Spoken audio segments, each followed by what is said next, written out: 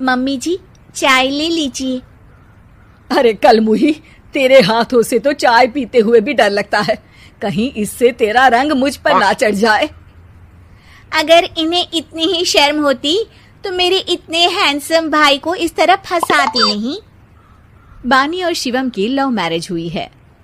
बानी के ससुराल में उसकी ननद और सास हैं, जिन्हें अपने गोरे रंग पर बहुत गुरूर होता है, जिस वजह से वो बानी को सिर्फ उसके सांवले रंग की वजह से नापसंद करती है और हमेशा उसे ताने सुनाती रहती हैं। बानी उनकी सभी जली कटी बातें सुनकर चुपचाप वहां से चली जाती है। तुम माँ और छोटी को कुछ बोलती क्यों नहीं? मम्मी जी बड़ी हैं, हर छुटकी ना समझ, इस तरह उन्हें उल्टा जवाब देना सही नहीं। मेरी जिम्मेदारी उनकी सेवा करना है, जो मैं पूरे दिल से हमेशा करती रहूंगी।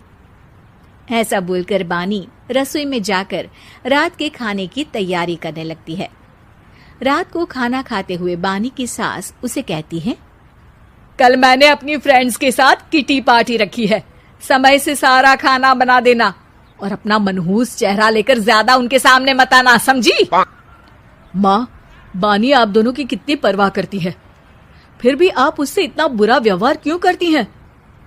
अरे एक तो लव मैरिज करके इस कलमुही को हमारे सर पर लाकर बिठा दिया और अब हम इसे कुछ बोल भी नहीं सकते क्या?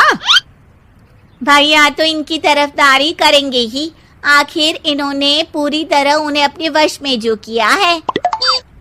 जिसे जो करना है करे, बस कल मेरा सारा काम समय पर हो जाना चाहिए। इस पर सब खाना खाकर सोने चले जाते हैं और अगले दिन बानी जल्दी उठकर सास की किटी पार्टी के लिए तैयारियां शुरू कर देती है, जिस पर पार्टी शुरू होने के बाद सास की सहेलियां कहती हैं, अरे वाह री, तेरी बहू ने तो बड़े स्वादिष्ट समोसे बनाए हैं। हाँ भाई, रंग कैसा भी हो, खाना बनाने में बिल्कुल अन्नपूर्णा है। अरे इसकी भी क्या बात करनी, मेरी बेटी से मिलो, इसकी सुंदरता के आगे तो उर्वशी रंभा भी फेल है।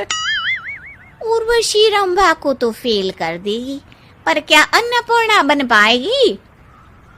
अरे इसे काम करने की क्या जरूरत, उसके लिए बानी है तो, और मैं तो इसकी शादी भी किसी नौकर चाकर वाले घर में ही करूंगी। बानी वापस रसोई में चली जाती है और किटी पार्टी चलती रहती है। उसी रात को बानी की सास गुस्से में चिल्लाते हुए अपने कमरे से बाहर निकल कर आती है। हाय रे, चोरी हो गई मेरे पैसे, पक्का पक्का इस कलमुही की वजह से हुआ है ये सब। अरे क्या हुआ माँ, कौन सा आसमान टूट गया? अरे आसमान तो उसी दिन टूट गया था जब तू इस कलमुही से शादी करके इसे घर में ले आया था। खुद तो आई ही, अपने साथ साथ मनहूसियत का काला साया भी मेरे घर ले आई। अरे हुआ क्या माँ? अरे मेरी तिजोरी में रखे पैसे कहीं गायब हो गए, सुबह ही देखा, अरे यहीं रखे थे। क्या आप मुझ पर चोरी का इल्जाम लगा रही हैं? अरे काली बिल्ली पर भी क्या कोई मनहूसियत का इल्जाम लगाता है? ऐसा बोलकर बानी की सास वहां से चली जाती है, जिसके बाद शिवम और बानी बात करने लगते हैं। देखो, मम्मी की बात का बुरा मत मानना, वो बस परेशान है ना, इसलिए कुछ भी बोल गई। वो परेशान नहीं, मुझसे नफरत की वजह से ऐसा बोलकर गई हैं। उन्हें मैं हमेशा एक आंख नहीं सुहाती। देखो बानी, अगर तुम चाहो तो हम दूसरा घर लेकर वहां शिफ्ट कर सकते हैं। आखिर तुमसे प्यार करके तुम्हें अपनी जिम्मेदारी पर इस घर में लेकर आया हूँ, इस तरह टॉर्चर नहीं होने दे सकता। अगर आप साथ हैं तो मुझे किसी चीज की टेंशन नहीं, और आखिर वो हमारी बुजुर्ग हैं, हम उन्हें और छुटकी को इस तरह अकेले छोड़कर कैसे जा सकते हैं। इसके बाद बानी भी अपने कमरे में चली जाती है और अब हर रोज उसकी सास की तिजोरी से पैसे गायब होने लगते हैं। इसी तरह कुछ समय बीत जाता है और वो हर बार हर चीज का इल्जाम बानी पर लगाती है, पर बानी कभी कुछ भी नहीं बोलती। कलमुही नास पीटी, बहू को घर की लक्ष्मी बोलते हैं, ये तो पनौती बनकर आई है, पनौती। एक रात बानी की सास को आधी रात में प्यास लगती है, तो वो पानी पीने रसोई की तरफ जाती है। तभी उसे अपनी बेटी के कमरे में कुछ आवाज सुनाई देती है। हाँ हाँ, मैंने मम्मी की तिजोरी से हर रोज थोड़े थोड़े पैसे निकाल कर हम दोनों के लायक खूब पैसे इकट्ठे कर लिए हैं। और मम्मी आज तक उस सब के लिए भाभी को ही जिम्मेदार समझती है। तुम बस जल्दी से आकर मुझे यहाँ से ले जाओ और हम कहीं दूर जाकर शादी कर लेंगे। मम्मी को कुछ पता नहीं चलेगा, सब मुसीबत खत्म। अपनी बेटी की ये सारी बातें सुनकर बानी की सास भौंचक्की रह जाती है और अपने कमरे में वापस चली जाती है। जब अगली सुबह बानी सास के कमरे में आती है, मम्मी जी, क्या बात है, आज आप कमरे से बाहर ही नहीं आई? आपकी तबीयत तो ठीक है ना?